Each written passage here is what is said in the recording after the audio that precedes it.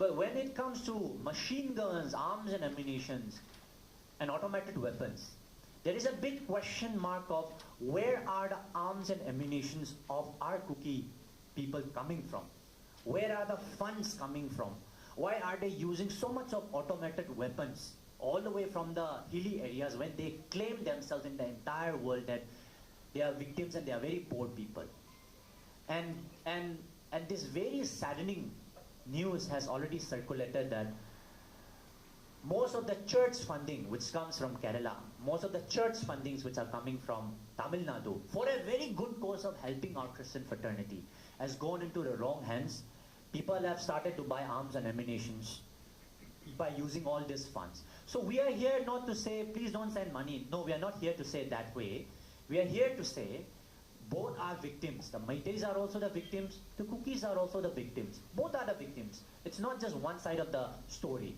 But when you come and help, instead of sending huge amounts of lakhs and crores of funds all the way from Kerala to Manipur, instead of that, you please come to Manipur, settle down in Enfal, we will take care of that. You also visit Kangpokpi, you also visit Chorchandpur, you also visit the, valley areas, how the victims are suffering in the valley area also, and help both sides of the people rather than sending cash. Because if this sending of cash keeps on continuing in Manipur, there is this blood shed in your hands also, because if you are sending that money for a good purpose also, people are misusing those funds in buying arms and ammunitions.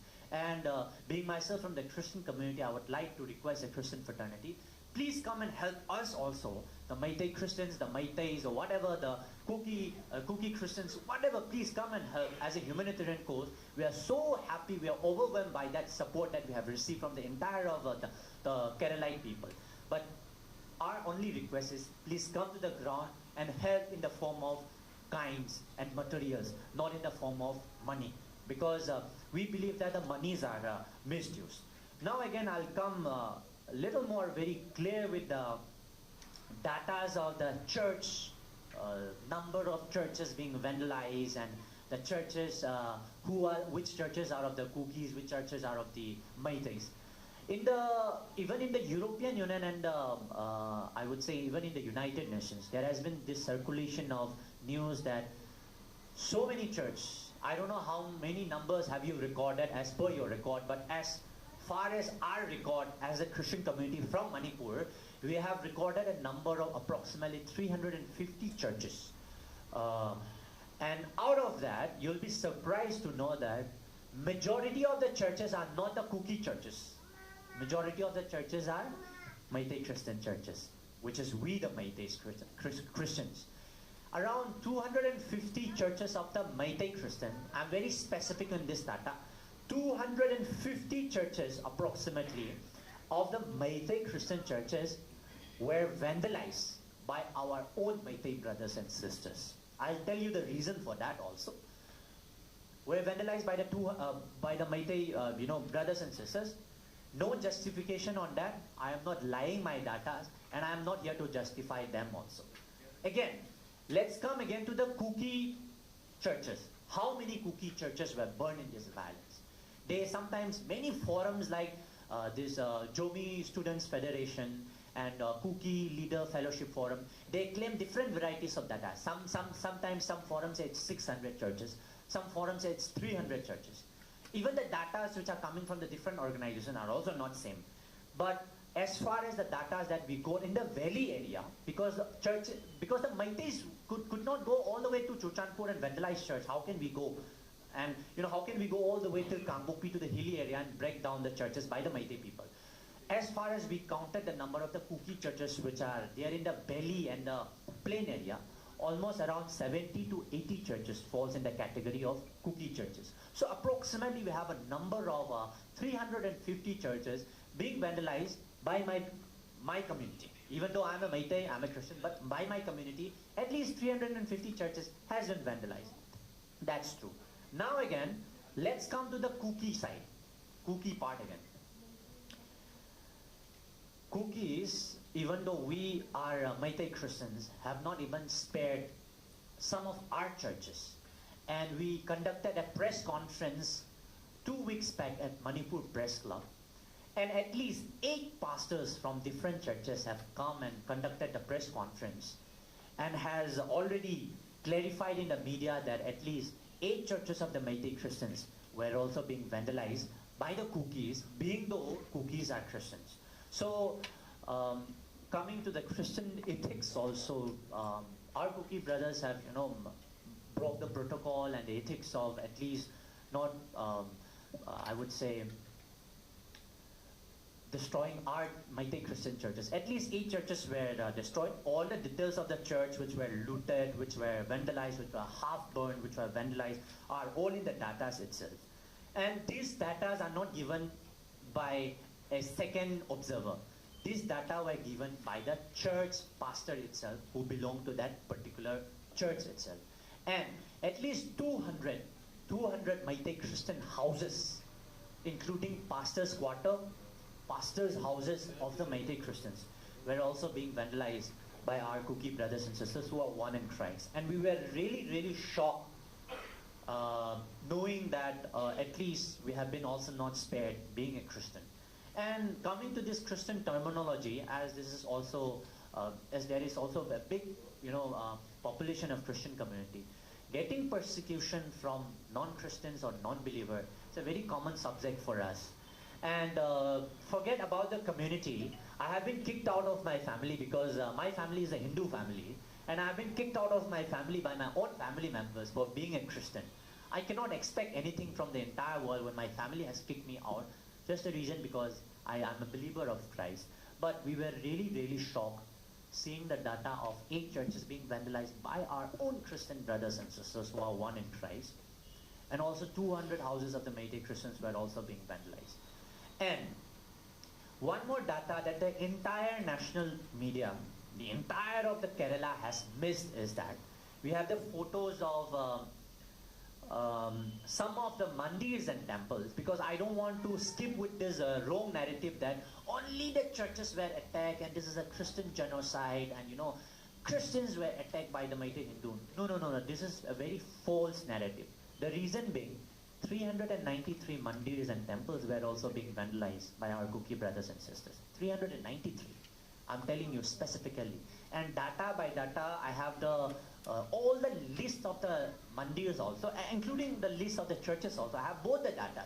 So when you study both sides of the story, we come to realize that yes, as a Christian, we condemn burning of the churches, vandalizing of the churches. We stand in one accord with all the Christians.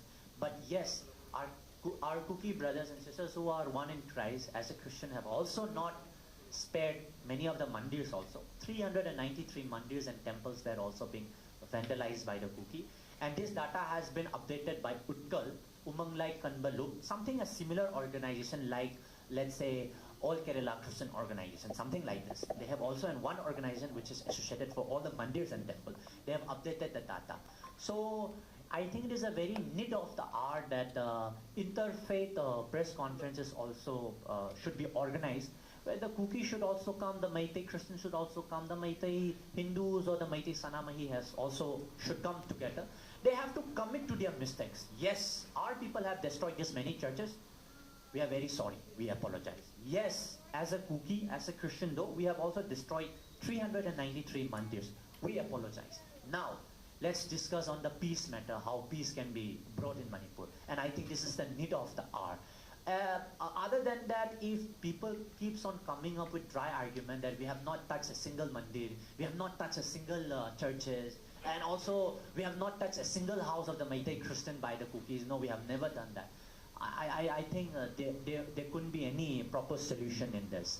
So we are just here to tell the people of Kerala that this is not a religious clash. Yes, Christians have suffered. It is very true. In the meantime, the Muslims have also suffered from both the sides, because Muslim as a whole, they have been trying to take the middle role of making peace with both the communities. Also, they are accessible in the Meitei area also. They are accessible even in the Kuki area also, and they have been trying their level best to calm down this situation also. So I would also love to, hear questions from the media fraternities and from the pastors also. The very reason why we invited pastors is also that many Christians has been misinformed that this is a complete genocide. But I have to inform this that there are more than 100 Naga churches still at Imphal Valley right now, Imphal Plain area right now, that none of the Naga churches has been touched by the Meitei fraternity. It was completely communal and ethnic clash between the Kukis and the Meiteis. That's it. Whatever has belonged to Kuki, the Meiteis have destroyed it. Whatever has belonged to the Kukis, the Meiteis have destroyed. Whatever has belonged to the Meiteis, the Kukis have destroyed it, including even the Meitei Christian churches by the Kukis. We have even not spared anything which belongs to the Kuki. And heinous crimes, not just by one side. My community has also done a lot of heinous crimes. The other communities has also done a lot of heinous crime. Rather than the blame game, I think peace is the need of the hour. I completely condemn that incident where the entire nation was waken up, where two sisters were nakedly paraded by my community, by my Meitei community for the Kuki. Two sisters of Kuki were nakedly paraded. Meantime, every Meiteis have condemned that act, that we don't support this kind of inhuman act.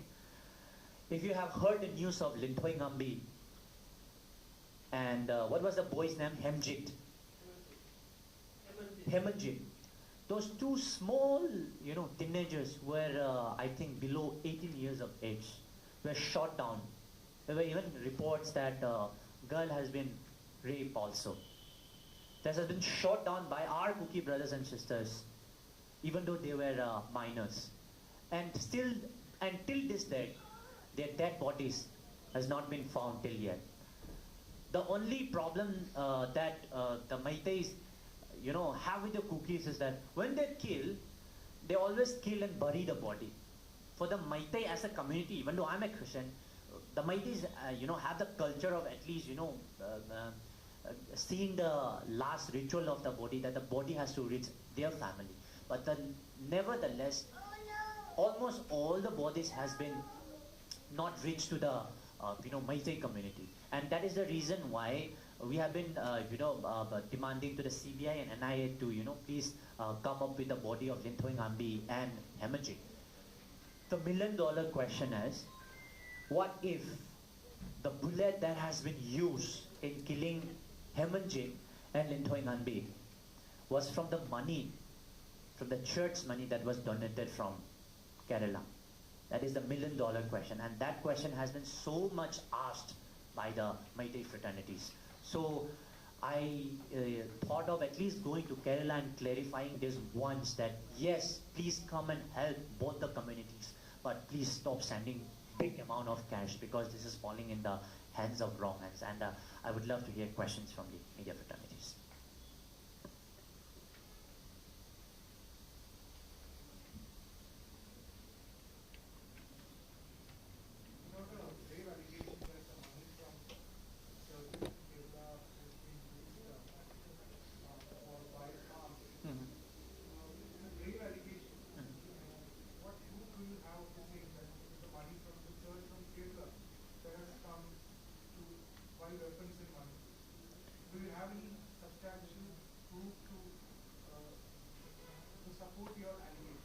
Yes, let me answer that question. Rather, it would be another again question that, have you got any proof of we donating money and shooting to the periphery areas? It would be same answer as that. Cookies are also asking the same question to us. Where are your monies coming from? Where are the arms and ammunition that you're shooting from? Yes, people have donated from all the areas, whatever they have earned. But our Kuki brothers and sisters have come up with a victimization card that we are tribal people, we are poor people, we don't have any money. But the amounts of arms and ammunition that has been using till date is something unimaginable, brother. If you come to the periphery area, you'll see machine guns shooting every time from the hilly area. Machine guns, automated weapons, snipers. So there is this big question, where are the arms and ammunitions coming from? So now people have come up that Yes, who is their source of fund? Yes, the church is donating the money. Then are they using this church money rather than, going for the humanitarian aid? Rather than going for the humanitarian aid, are they using all these funds in buying arms and ammunition like snipers and machine guns? That is $1 million question which the entire of the Meiteis have asked. We are here to say, yes, please donate the money, it's okay. We're not here to block the funds. But if you are helping, please come down to the ground and help in the form of kinds and materials. That's the only thing that we have. Again, it's very broad that you have stated. There are more than 100 divisions of church over here. Do you want to name these churches? No. Which church is given the maximum funding from Kerala? I think you're giving a very broad allegation without any substantial. You take this as allegation, but it's a request coming from us. It's not an allegation. It's the only thing that if this money will be used for the sake of killing people, or if you shed blood in your own hand, then that's going to be a very bad thing. The only thing is that we have the information from the fraternities also. We have the fraternities also, because I can guarantee you, brother, one thing. I am Meitei Christian. I am openly, as an open challenge, I'm telling you right now, I am ready to talk with any of the Kuki pastors, even tomorrow also, at any place of India. I can sit down with them and pray with them. I have requested this same thing 10, 15 times already. None of the Kuki pastors, none of the Kuki leaders have turned up till date right now. The very reason when we inquire is there are guns in their head when they want to, start any kind of peace talk with any of the Meiteis. So something is above them. Something is, threatening them not to do anything. And from the body language and from the way how they have spoken, we can clearly get it, prove itself that, not all the funds are being used in a very proper way.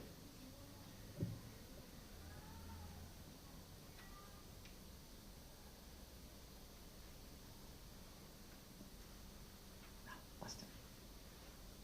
So do you think that funds from Kerala for this arms and I know that funds used for the public camp, Okay. It's a new thing that I don't believe that the people from Kerala helping for arms and this. So Pastor, it's like you have sent in a very good intention of helping the people in funds. Let's say, for example, a church group from here in Kerala donated 5 lakhs in a very good cause to the Christian community there to buy relief material. But when that money reached Manipur, as it is coming in the form of cash and transaction, that money, instead of using for the humanitarian aid, has been used in buying arms and ammunition and all the bullets. So that is a circulation. Rather than that, they don't have any source of fund right now. Rather than the public donations, they don't have any source of fund right now. They're living all in the hilly area. No employment, no source of fund, no planting, no paddy cultivation going on. Only poppy cultivation is going on right now. It is a harvesting poppy cultivation also. So the only 2 funds that the intellectuals of Manipur also consider is only 2 funds of Kokis. One is the poppy cultivation, the big budget money. It's around 70,000 crores of rupees, and it's more higher than the GDP of the government of Manipur. And another one is the funds that are coming from the church as fraternities. And also, I just want to clarify that when our Kuki brothers and sisters have come up with the narrative of that our church has been destroyed, I, being one of the coordinator of Meitei Christian Victims of Manipur, the maximum number of churches is our churches, 250 churches. Even though we being a Meitei, our churches has been vandalized by the Meiteis itself, we are actually the victim, honestly. Even in their presence, I'm telling you. But we can guarantee, Pastor, maximum amount of the funds are not being received to the Meitei Christian community. Every funding that is coming from our Christian brothers as a courtesy help is all going to the Kuki community. And the amount of arms and ammunition that has been shooting every day from the periphery area, there is this big question like, where is this money coming from? So that's the clarification that I have. Pastor, we are not saying that the people of Kerala have bought arms and ammunition and are giving to the people of Manipur. No, we are not saying that. People with a very good intention from Kerala, Because I'm also a Christian.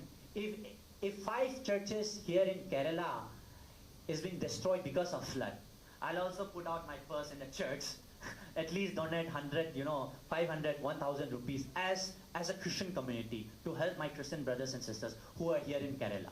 But when this money reaches in Kerala, if the leaders are misusing it rather than using for the church purpose, that's the only question that we have, Pastor. So in that way, when the money are you reaching Manipur, we have a very high circulation of information even from the church fraternity that the monies have not been used in a good cause. And that is the very reason why we have a proof itself that till that no Christian pastor from the Kuki community have turned up and have seated with us and have spoken anything regarding on peace and regarding of this maintaining of peace.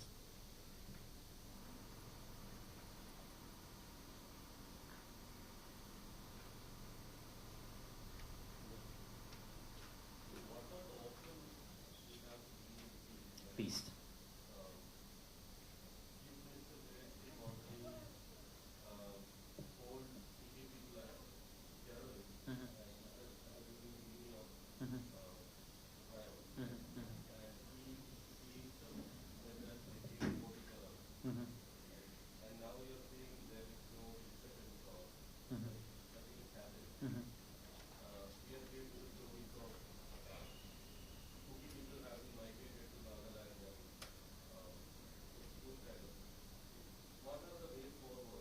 Solution. If you are aware of the notification that came up from the district magistrate of Nagaland, of one of the district, I think it was Kohima or something like the neighboring Mezafama. So the Mezafama district magistrate, subject to correction, but one of the district magistrate has already circulated the notification that if any cookies come in this particular district, they are not allowed to change the Aadhaar card to the residential of this district. There's a very big reason for that. So, brother, if you study the history of our Kuki brothers and sisters, Kuki had a very big fight on the same issue of land and illegal immigrants way back in 1993 with the Nagas for 5 years. 5 consecutive years, from 1993 to 1997, on the same issue of illegal immigrants and land issue. That time in 1993, we Meiteis were the one who gave them refuge in Imphal Valley area.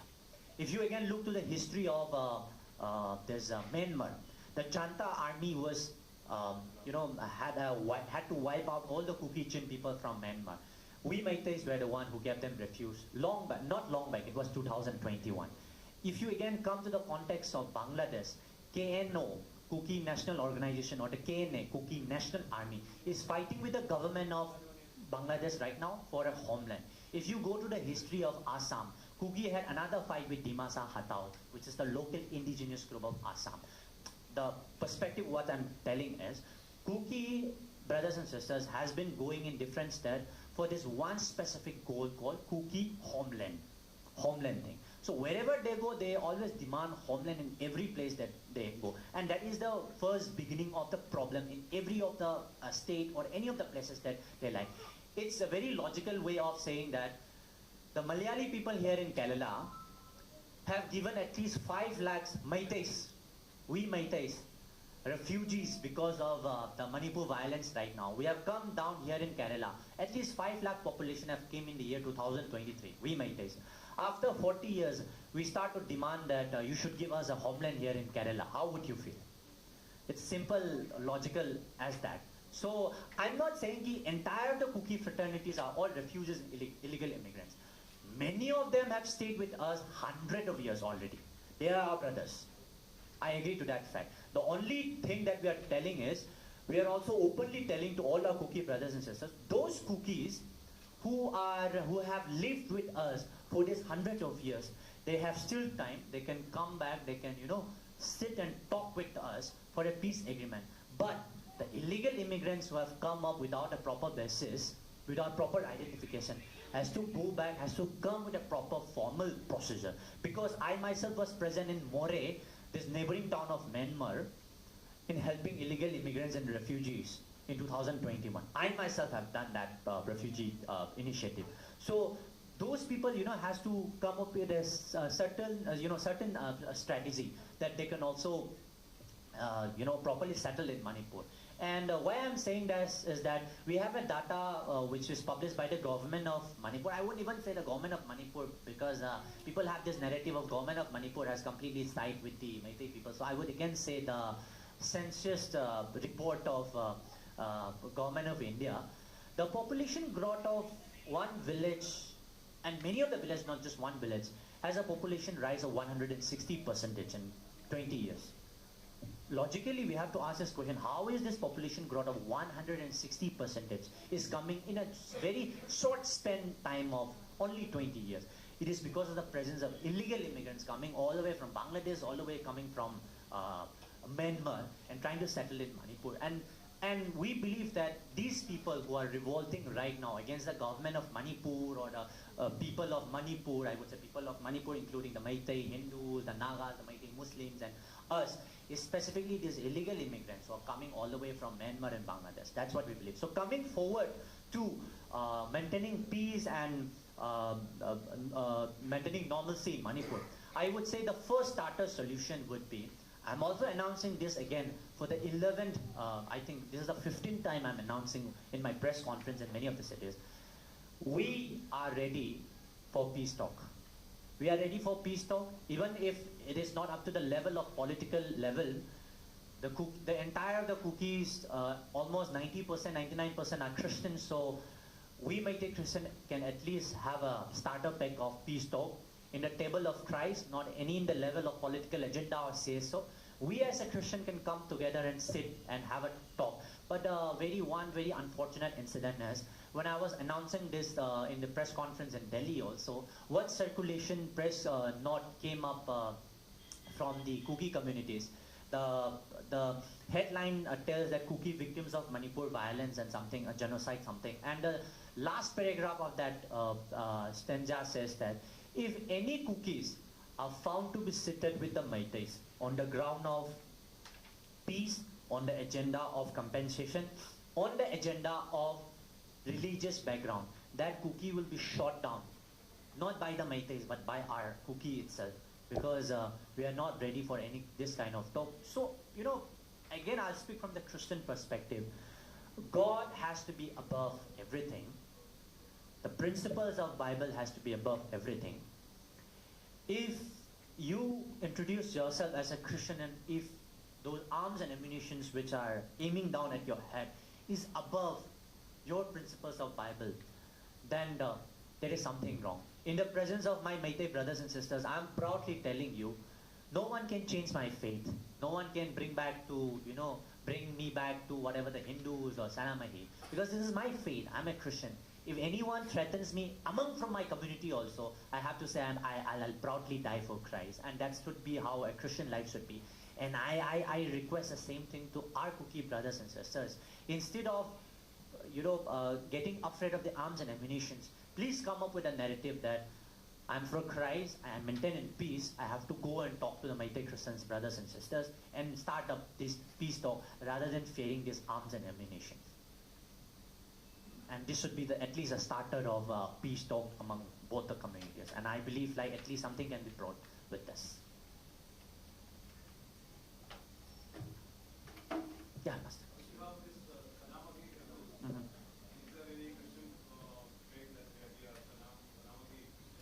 No, nothing like that. Nothing like that. Because the Sanamahi is more over, let's say, the local deity. Like the way how there's this movie called Kantara, and they have this local deity, a community called, and something that's similar like that, Sanamahi. It's a very small group of only the Meitei community. And most of the Meiteis, excluding the Meitei Muslims and the Meitei Christians, specifically I would say the Meitei Hindus, are bi-religious, because both follow both the religion. Many of the Meitei Hindus also worship Sanamahi in their house. Many of the Meitei Sanamahi also believe in the Hindu God, so they are like bi-religious. But no one from the entire of the Meitei Christian would say they are Sanamahism. Neither no one from the Meitei Muslim would say they are of the Sanamahism. We are very pure with the faith itself.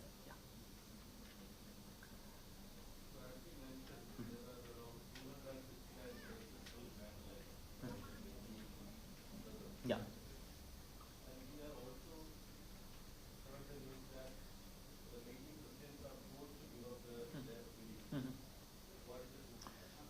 very true. It's going on till now also. But the narrative has completely changed since the time when the people like us have started to come up and, request two things. One is the freedom of worship. Second is stop attacking the Meitei Christians, just the reason because we belong to one faith. Because the narrative that the Meitei Hindus and the Meitei Sanamahi have is, as we worship Jesus, they must be on the side of cookies, or they must be on the side of the hilly people, because they worship the same God. That was the first mindset that they have. Now, because of people like me and people like all these people who have come up and stood up for the faith and also for the Meitei perspective, now people are slowly realizing that the worshipping of Jesus by the Meitei Christian community has nothing to do with this, turning off the Sanamahis and, forcing them that, telling them that they belong to the Kuki community, they are on the side of the Kuki. This has nothing to say with that. Yes, of course, in some extent, we cannot educate all the 13.5 lakhs Meitei people there. But yeah, many of the intellectuals have now realized that what they have done is very wrong.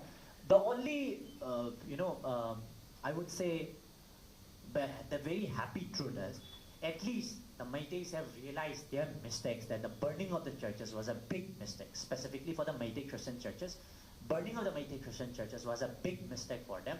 They have committed their mistake, at least with not an apology though, but now they have cooperated with us. And that is the very reason why we have been here in the plain areas. We have, if you want to know more deeper, service has already started slowly.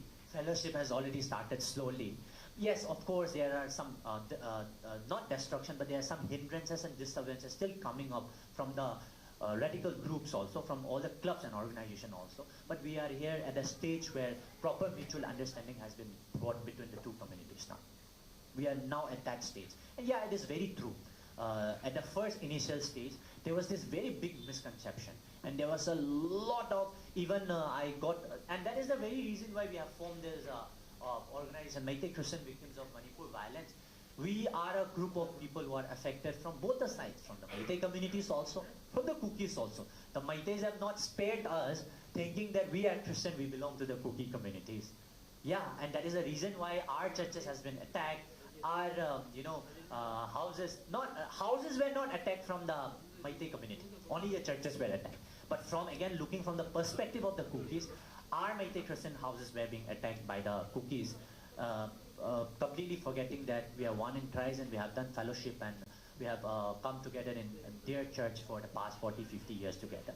And also, some of our churches were not being spared. So we believe that we are victims from both the sides. Now I think the narrative has completely changed. Meiteis have started cooperating with us. We have started giving programs and fellowship of it. Slowly starting. But we can't just come and worship in full freedom in front of them, because of what is happening right now. We are also in a little low background. But yes, of course, it is very true that service has already started. And the very reason why I'm conducting press conference in front of them is the very reason why they have cooperated to me. Otherwise, I could have come with a narrative that I don't want to invite any of the Meitei Hindus or the, it will be very awkward for me to, speak up all these facts and figures in front of them also. Now the only reason is everyone has, started to accept their mistakes, and almost all the Meitei Hindus and Meitei Sanamahi have started to cooperate with us, and that is the very reason why we also wanted to show the territorial stand of Manipur, that Manipur can never be separated, and despite of all the religion and caste and creed, Manipur will remain as Manipur the same. So that is the reason why we also invited the Meitei Muslims and Meitei Hindus from all the communities. And the very reason we are telling all the datas without no hesitation in front of them.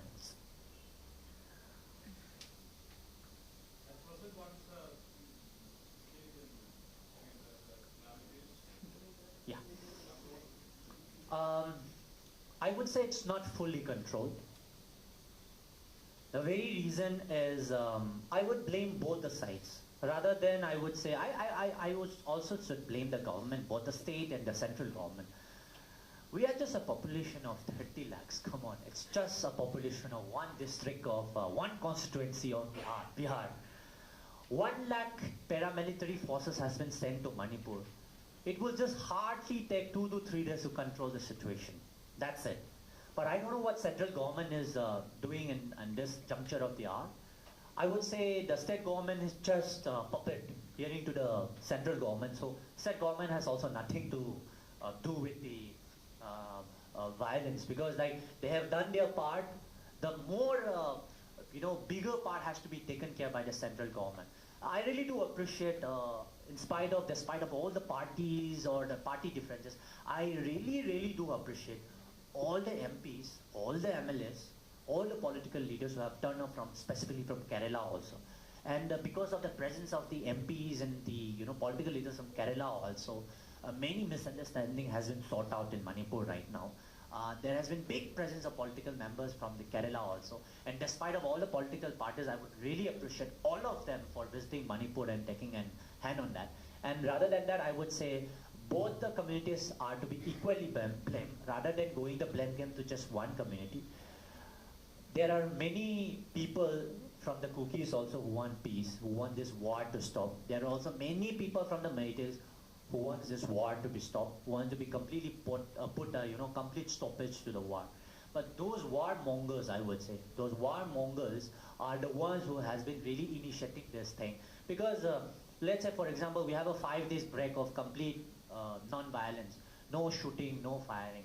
One or the other way, some other day, there will be a shooting from the hills also, there will be again shooting from the plain areas also. Something starts always. So I would say it is a needful hour for the central government, rather than to blame on all the machineries and all, that the central government should at least intervene properly on this. And I really appreciate intervening of the NIA and the CBI by the Home Ministry, that this has to be properly dealt with the outer influx. And yes, nevertheless, it is never late that the central government has realized that in this violence of Manipur, the outer influx or the outer hand of, rather than the India, the outer hand of other countries have involved in the violence of Manipur, and they have all started to realize that, and the NIA and the CBI has keep an eye on this, and they started to intervene on this. Yeah.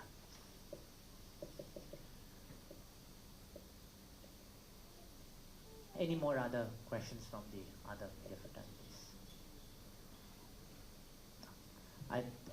I think it's almost done, and thank you so much once again for turning up. I really appreciate your time and patience, and thank you so much. Thank you.